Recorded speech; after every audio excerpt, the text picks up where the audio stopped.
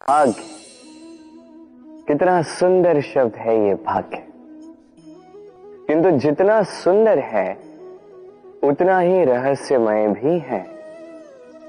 कब क्या हो जाए कोई नहीं जानता। लोग कहते हैं कि भाग्य में जो लिखा है उससे अधिक कुछ नहीं मिलता, उससे कम भी कुछ नहीं मिलता। नियति की जो लिखी है वो कभी नहीं मिटती। किंतु कोई ये नहीं समझता कि नियति आपकी नीयत से बदलती है। यदि आप शुभ विचार रखेंगे, शुभ कर्म करेंगे, तो नियति आपके साथ अशुभ होने ही नहीं देगी। कभी आकाश में पंछी को देखिए, वो कभी भी भाग्य पर निर्भर नहीं रहता। चाहे कितना भी तूफान आए, कैसी भी हवा चले, घूमता है एक एक तिनका उठाकर अपना सौभाग्य, अपना घर स्वयं बनाता है, अपनी संतान को अस्तित्व में लाता है, उसका पालन पोषण करता है, उसे उड़ना सिखाता है, भाग्य पर निर्भर कभी नहीं रहता। और यही बात हमें भी तो सीखनी। स्मरण रखिएगा, आपका भाग्य कोई लिखी हुई नियति नहीं है। आपका भाग्य वो सत्य है जो दिन प्रतिदिन आप स्वयं लिखते हैं, कुछ अपने परिश्रम से, कुछ आपकी नियत से। कहते हैं यदि भाग्य साथ न हो, यदि भाग्य ही खराब हो तो मीठी नदी का पानी भी खारा बन जाता है। ये बात अनुचित है।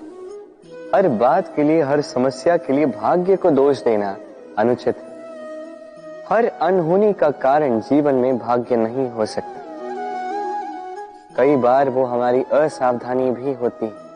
सावधान रहना अत्यंत आवश्यक है। हम आने वाले संकट के लिए सावधान नहीं रहते, स्वयं को सज्ज नहीं रखते, और जब अचानक संकट हमारे समक्ष आ जाता है हम स्वयं को संभाल नहीं पाते। उस परिस्थिति में हम हार जाते। सावधानी अत्यंत आवश्यक है। जब आप किसी अनजान राह पर निकलते हैं तो सर्वप्रथम अपना एक पैर अपनी धरा पर जमाए रखना और दूसरे पैर से आने वाली भूमि का आकलन करना। यह समझदारी, सावधानी का अर्थ है आने वाले भविष्य का आकलन करना।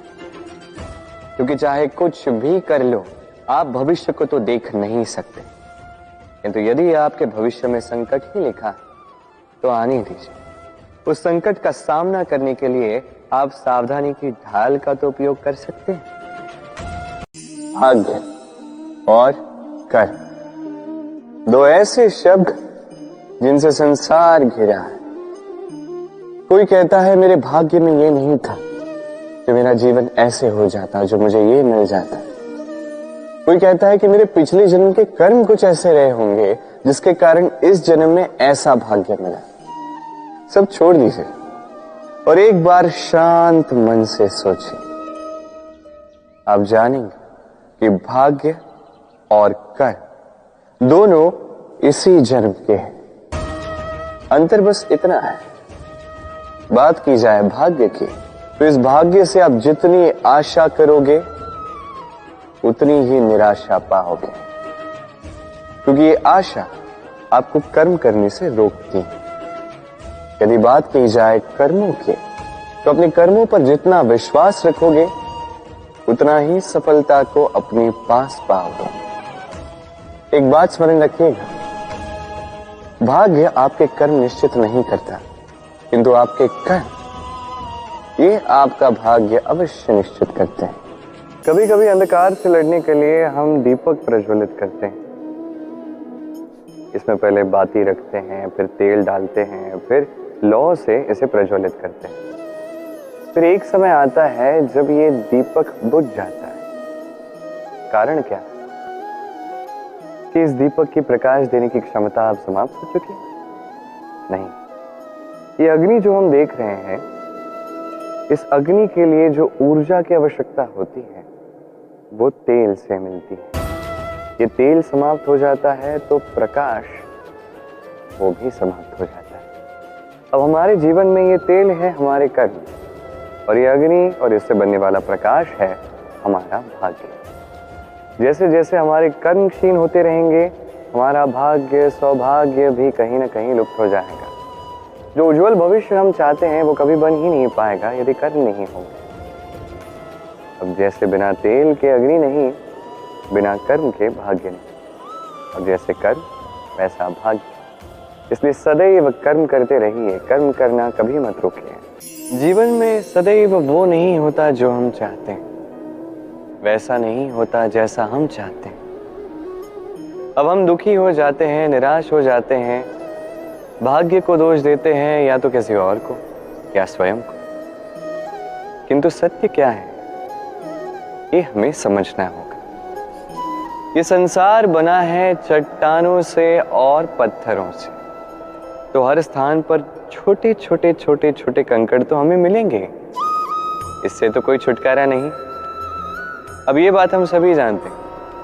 इसी के अनुसार हमारे जीवन में भी ये समस्याएं होंगी ही, इनसे कोई छुटकारा नहीं मिलेगा। एक समस्या को टाल दोगे दूसरी आ जाएगी, दूसरी को टाल दोगे तीसरी आ जाएगी, किंतु समस्या जीवन में रहेगी और आपकी सहायता करने के लिए ही रहेगी, किसी न किसी रूप में। अब चारों ओर कंकड़ है, आप पर निर्भर करता है कि आप क्या करते हैं, किस मार्ग पर आगे बढ़ते हैं और किस प्रकार से आगे बढ़ते हैं। अब ऐसा तो सदैव संभव नहीं है कि आपके चरणों के नीचे पुष्पों की चादर हो, ये तो असंभव है।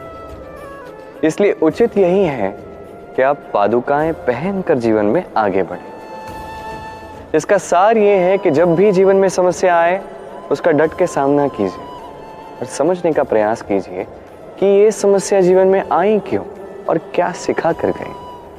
आप में सदैव दोष आएंगे, उन्हें गुणों में परिवर्तित कीजिए, ये जीवन और भी अधिक सरल होगा।